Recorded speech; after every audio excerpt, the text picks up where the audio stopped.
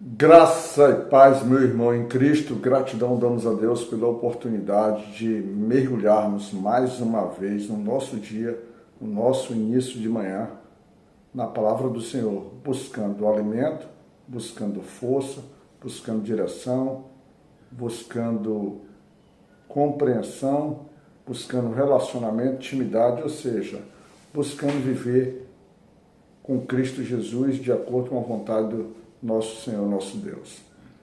Tá certo?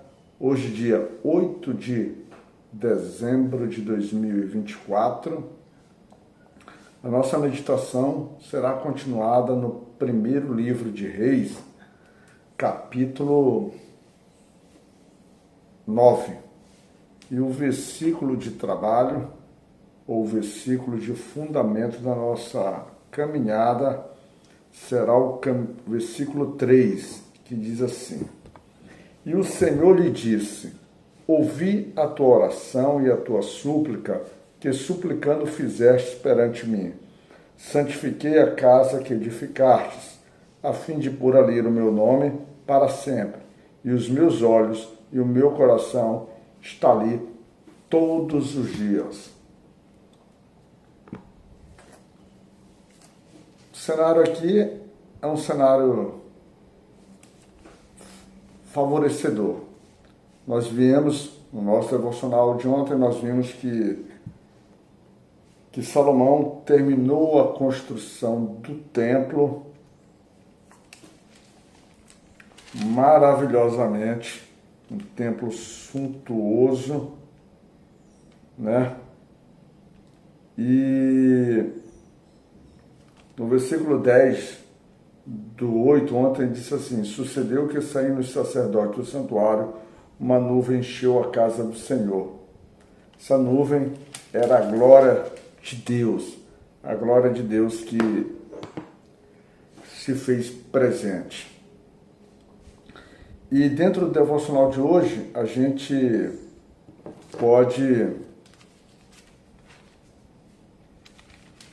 e confirmando o quanto Deus, naquele momento, vamos dizer assim, se agradou daquilo que nasceu no coração de Davi e daquilo que foi efetivamente confirmado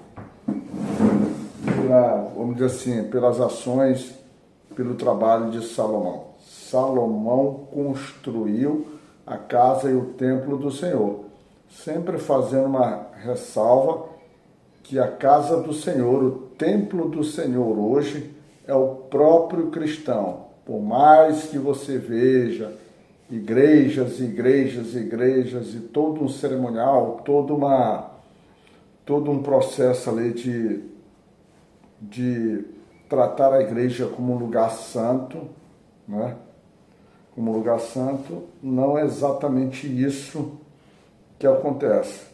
Ontem também nós falamos que esses lugares que frequentamos, que nos reunimos com nossos irmãos, nós trabalhamos por sermos santos, por carregarmos nosso Senhor, o Espírito Santo dentro da gente, ou seja, por estarmos verdadeiramente, nós santificamos aquele local pelo nosso próprio testemunho, pela nossa própria vida e pelo tipo de adoração que nós praticamos com os outros irmãos ali. E temos então um local que foi santificado, foi considerado santo, foi confirmado pelo Senhor Jesus. E nós estamos aqui mais uma vez no cenário, agora pela segunda vez, em que o Senhor se apresenta a Salomão. O Senhor, o versículo 2 diz assim: O Senhor tornou a aparecer a Salomão como lhe tinha aparecido em Gibeão. É a segunda vez, e dessa vez ele traz a confirmação que a construção do templo agradara ao Senhor, mas ele retoma aquele ponto base, aquele ponto referencial que todo cristão, que todos nós devemos tomar como referência e buscar como referência assim, no sentido, buscar cumprir. O cristão hoje, ele é motivado por algo diferentemente dos judeus aqui ou dessas pessoas que manifestavam sua fé aqui. aqui a manifestação da fé, ou se não exatamente a expressão fé, mas o relacionamento, ele era dito, ele era vivido muito por aquilo que nós conhecemos, ou nós poderíamos chamar hoje, toma lá da cá. O Senhor estava com o povo judeu, estava com o povo de Israel e, consequentemente, o povo de Israel deveria estar com Deus. Quando a gente pega sempre aqueles famosos capítulos de Levítico 26 e Deuteronômio 28 e Deuteronômio 11 ou 13, são os 3 capítulos da Bíblia que falam sobre isso, trazem muito claramente as questões de bênçãos e maldições sobre aqueles que não cumprem os mandamentos, os juízos, a justiça de Deus.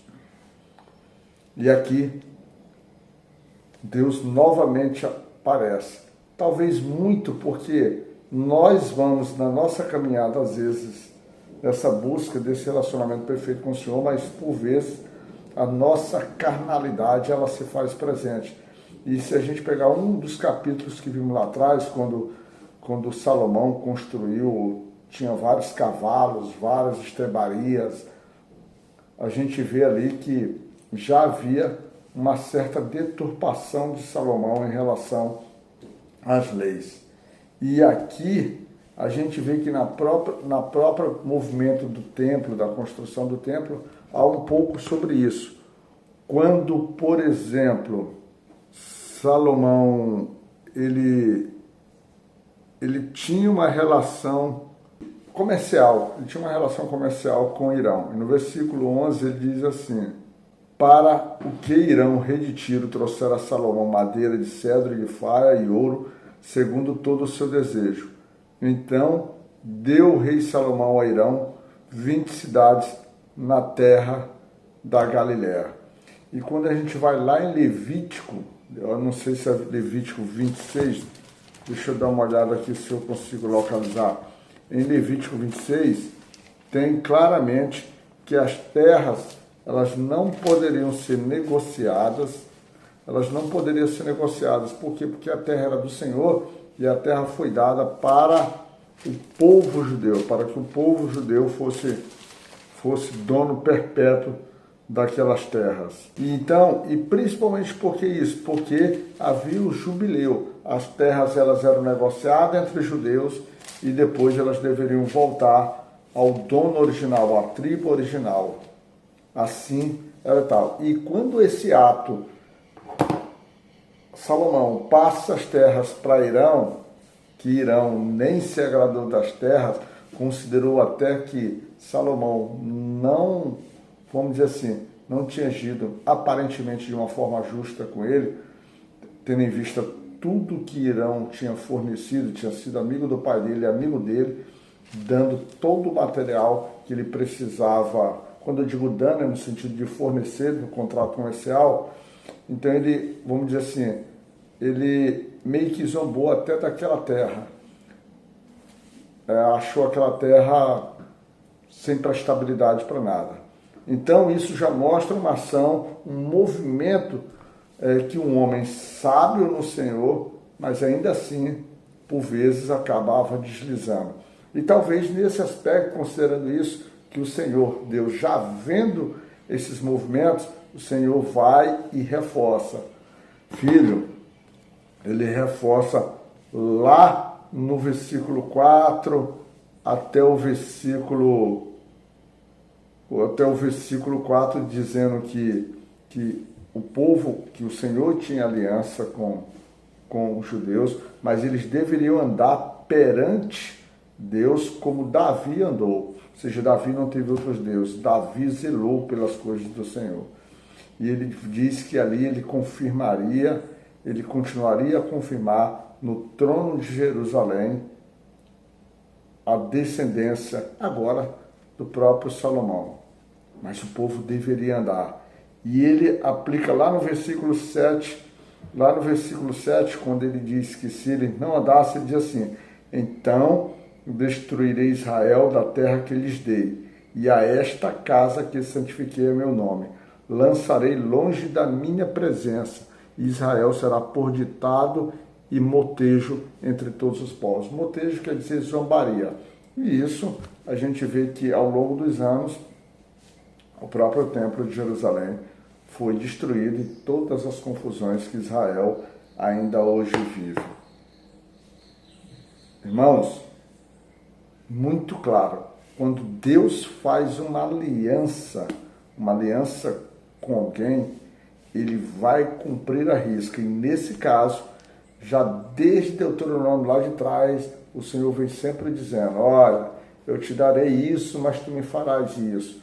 Te darei isso, mas tu me servirás assim. Eu te darei isso, mas tu não terás outros deuses. O próprio Salomão, na sua sabedoria, num jogo político, ele casa com a filha de Faraó. Ele casa com a filha de Faraó, que também é um ato, é uma atitude contrária aos princípios norteados ali na lei.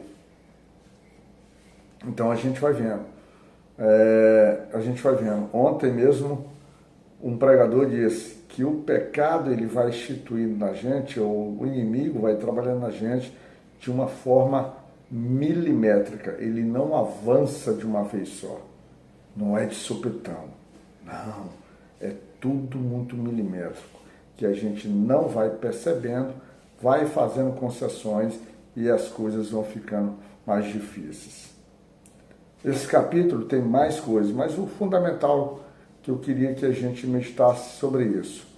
Cuidado, cuidado.